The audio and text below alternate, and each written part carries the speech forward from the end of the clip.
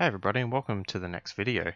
So I thought I'd take a quick break from Volcania and move on to the next scenario in the Corkscrew Follies or Added Attractions pack, which is Barony Bridge. So we'll be going back to the regular time-lapse style video with a small overview at the end. So yeah, Barony Bridge. So it's one of my least favourite scenarios actually. So one thing that's always bothered me is a bridge. It doesn't look that convincing to me. I get that it's, only RCT1 and they didn't have the scenery available in the later versions of the game, but as well as that, the number of attractions available at the start is very limited, and even the first few researched items aren't that great either. On top of that, the available land is basically all above the water, so there's no real chance to use any of the RCT1 scenery. So as a result, the level of decorating here is pretty minimal and it's definitely not my finest work. Having said that though, it was actually kind of fun just playing around with different pathing systems and layouts. And I went for kind of a theme park on a pier style, so it's somewhat inspired by Pacific Park at Santa Monica Beach in California.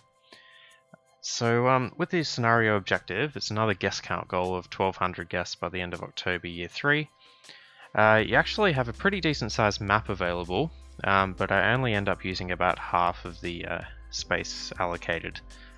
I start off with the carousel, which is meant to be this kind of centerpiece of the entrance, and a pirate ship on the side. The pirate ship's actually really useful, and what I usually do now is bump the number of swings up to 15, which increases the intensity rating to just under 3, so most guests, including the ones with an intensity preference of more than 4, will ride it. So that did a good job at appeasing the guests until I waited for the Steel Wild Mouse coaster to be researched. And as soon as that became available, I built one of those, which turned out quite nicely. It's a pretty simple design with a few switchbacks, but I think it fills out most of that space pretty nicely. So I was pretty happy with how that turned out.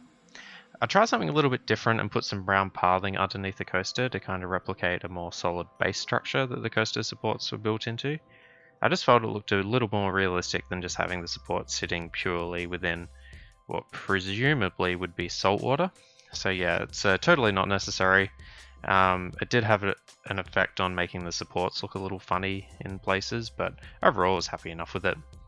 Then started getting a couple other rides slowly but surely, and including the big roto drop, which I also wanted to make as somewhat of a landmark attraction, so it sits nicely behind the merry-go-round there, kind of in the center of the park. I go in and add a few other things, including a couple swinging inverter ships. I don't know, I just like setting them kind of back to back. It's something that I typically do. I had a few issues with the pathing, and yeah, it took a while to figure out what I wanted to do for that, but it turned out alright in the end. You've probably also noticed that I'm putting in a few more bathrooms than I would normally, and honestly the main reason I'm doing that is just to fill out basically every single tile above the water. I wanted to make sure that this looked like somewhat of a continuous pier structure, so there was, I tried to fill out basically every gap that I could, and the bathrooms were just a kind of handy thing to do that with.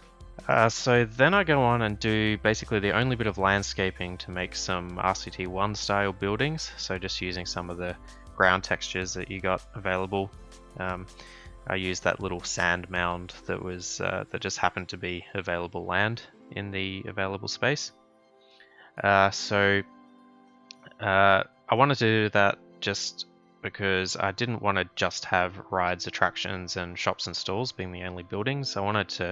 I thought it would be a good chance to build another sort of building in the park. So I think it turned out alright. I mean, there's no real structure to it. It's alright, I guess. I managed to fit in a nice little compact helicopter ride in there.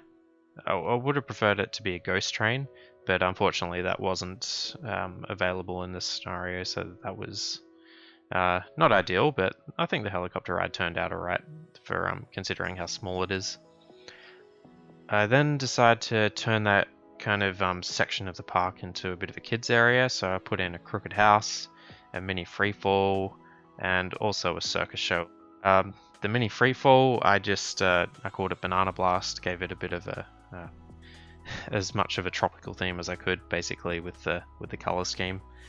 I add in a couple extra little RCT1 style buildings there, which again, I just put a few random paths in and out of them just to get the window or doorways to show up. So that turned out alright. I think I did the best I could. I tried to put in a few sort of decorations and incorporate some sort of scenery into these buildings, but none of it was looking that great.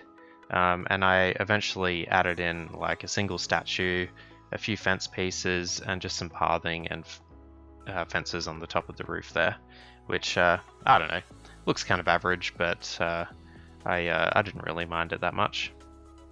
So then by now I kind of worked out that I wasn't going to get the wooden Wild Mouse coaster.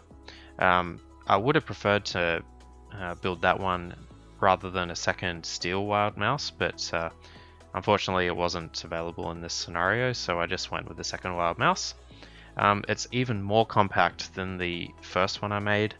It's a pretty similar layout. I mean, it's got a couple switchback turns again. I guess the main difference is it includes one of those mini sweeping turns, which kind of fit in nicely just at the top of the coaster there. So I was pretty happy with that. It took me a while to come up with an appropriate color scheme. I wanted to obviously go for something different again compared to the first coaster, so I went with a nice yellow or gold color. I called the ride Gold Digger in the end, just because I couldn't think of anything better really. I'm really not that great with names. So I unlocked the Ferris wheel and I stuck that in that little section there, which I originally planned for a bunch of souvenir stalls to make it look like a kind of a Coney Games area. But I wanted to put a Ferris wheel in there just because I thought these pier-style amusement parks generally always have a Ferris wheel. So I think that was a required addition to the park there. I then go in and add the Gravitron, as well as a motion simulator. It's really not that exciting what I'm doing here. It's really just filling out every single tile that I can with queue lines and rides, just to make it make it look like a continuous structure, as I kind of alluded to earlier. You'll also notice that I've put in quite a few double paths, which is generally a very bad idea in the original RCT, because the guest pathfinding is pretty terrible. But I really wanted to go for kind of an open sort of style park and make sure the guests had plenty of room. I just think that made it a little bit more realistic. I feel like there'd be a few nice open spaces in these sort of parks, so I wanted to make sure I had that. I then made a few kind of Coney Games area using the balloon stalls. Now my aim here was to use either the hat or souvenir stalls for this, because I think they're a bit easier on the eye, but there was no way I was going to unlock all of these stalls before the time limit of the scenario, so I decided not to worry about going for more stalls in the research and focus on getting a few other attraction types instead. So yeah, it's a bit of an eyesore at times. I mean, I made sure to use lots of different colors for the balloons, but really what I was going for is kind of a Coney Games feel. I really wish you could change the color of the balloon stall itself, but you know, it worked out in the end. I was happy enough with it.